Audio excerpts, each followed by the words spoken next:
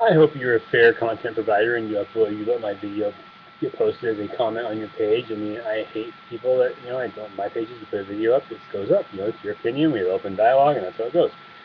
So here we go. Benghazi, first off, is totally different than the security contract, especially when you go someplace else first.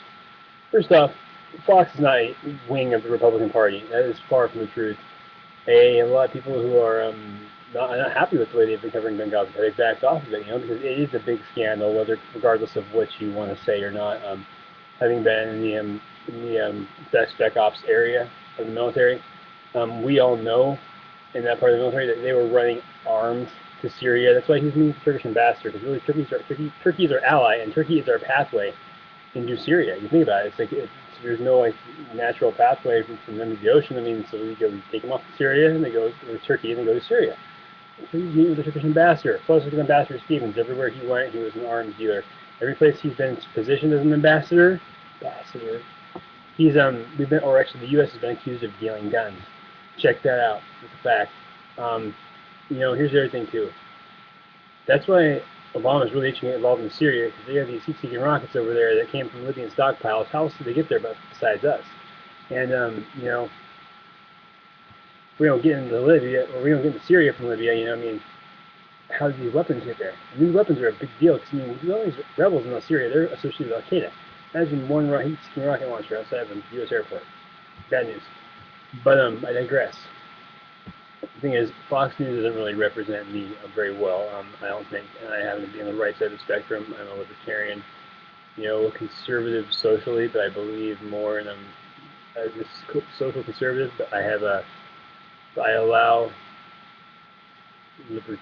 I'm a social libertarian as far as what I think we should legislate.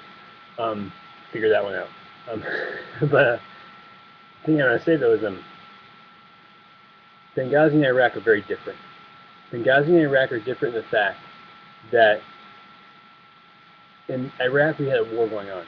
People were dying because we were fighting every day in the streets, in the urban, rural areas all over the country. There is an active war zone, an active combat area, an area of operations, an AO. Okay?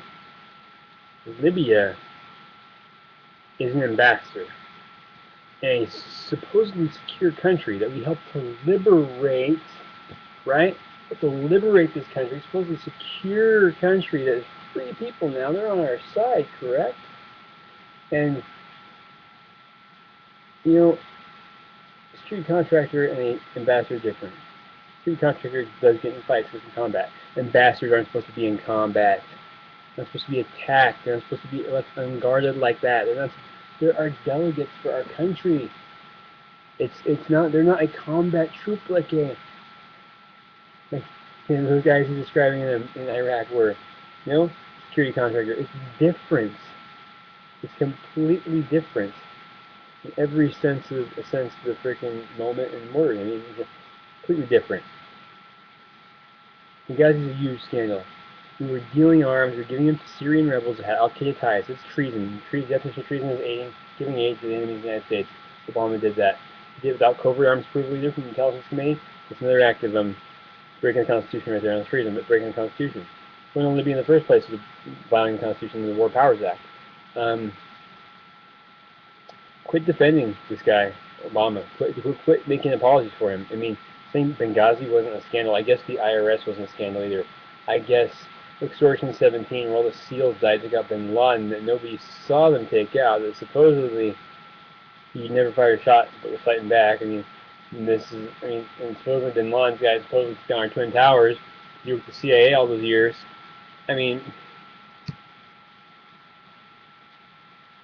Go ahead and delude yourself. It makes you sleep at night, thinking that, we're just crazy saying Benghazi scandal. Go fucking ahead. Though, men were left to die on a rooftop and hit by a mortar and killed. Stevens was an arms dealer. I could give a fuck less about him. How he was treated was wrong. For an ambassador, he should have been guarded better. But the real tragedy is that 7 hours later, 2 Navy SEALs died on a rooftop in fucking Benghazi. Nobody was to have pressed go. They said that nobody could have got there in time. So how did they fucking know that? Were they corroborating with the enemy? Were they talking to Ansar al-Sharia? Was Ansar al-Sharia telling them when the attack was going to end, so they knew when they couldn't get there in time? Because really, the attack was gone for days, right? And then, what if we never launched it in the beginning? Okay, then, so we're just going to say we accept the loss of people, even though we could have done something, we didn't know how long they go on for. No, you understand. Unless they're corroborating with the enemy, they have no idea how long the attack was going to go on for, and they should have just stolen everything they had. They didn't need a refueling aircraft in the sky above the Mediterranean. Get an F-16 there. They could have stopped in Sigonella. Again, they could have put an extra fuel pack, stopped in Sigonella, and they could have hot dropped it, hot dropped the fuel pack, hit Sigonella on the way back. That's simple. I mean, they could have hit Sigonella on the way there and the way back. I mean, they could have hit twice. That's the way. They didn't need a refueling tanker. They say, well, there was no refueling tanker in the Mediterranean at the time. They didn't need one.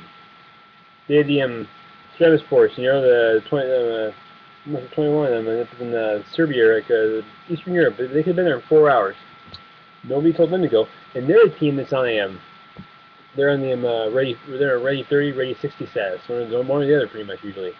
And when I say ready 30, ready 60, what that means is that they are 30 to 60 minutes from their gear at all given times. It means that as long as it takes them until they're on, that's as long as it's going to take them to get on a plane, 30 to 60 minutes, depending on what status they happen to be on at the moment. It means when they leave base on leave, they can't be more than 60 minutes away from the base, even they're in Europe. They can't be far away. They have to be within 60 minutes. They're 60 minutes of having their gear and being on the plane and going. They've been there in 4 hours because it's been time to go.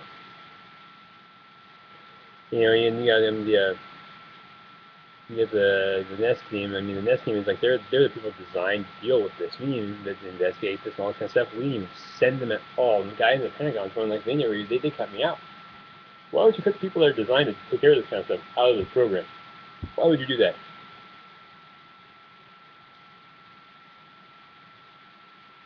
See, it's bad. It's really bad. In fact, it's atrocious. And people said, well, who gave the order? Maybe it wasn't the president necessarily. And I said, no. There is one person, and he's our commander-in-chief, is that one person that gives the go order or no-go order. And even if you went to bed, they have him when he's asleep.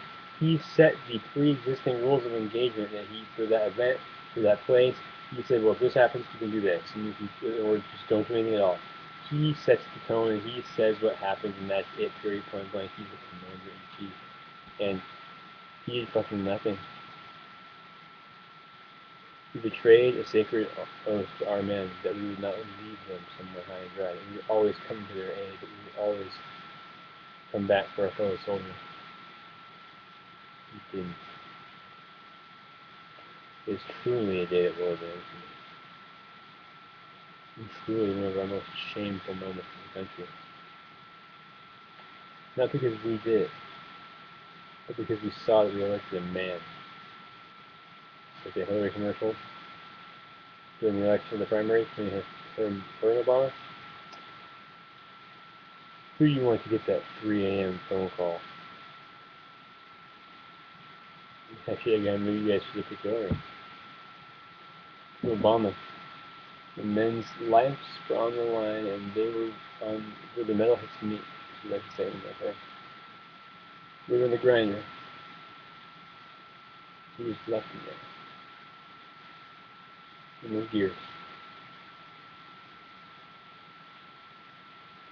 Benghazi is a scandal, all right. It's one of the worst things I ever seen or heard of happening. I was slightly superseded by the SEALs that died in Pakistan.